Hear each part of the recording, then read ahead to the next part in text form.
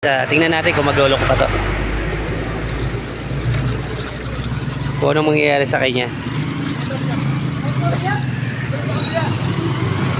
Yan o. Mababa daw niya.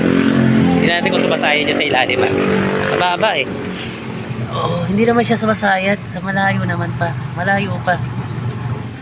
No? Ayan o. Tingnan natin kung magloloko yan. Ito kita-kita na natin kung magloloko siya. Kung hilahin niya yung preno, hindi. Pag to may tumulog, yung sabing gear case nga to. Kasi hindi natin makita eh, oh. Nagle-left and right naman siya, pero hindi niya pinapakita. Siguro pag umiinit o bumibigat, o dumadami yung laman, malalaman sa natin mamaya-maya. So, tigilan natin. Pag umiinit daw eh, pag tumatagal eh. Yun ang nangyayari. No, dito naman siya, oh. Tignan natin kung maglolo kayo mamaya. Wait lang.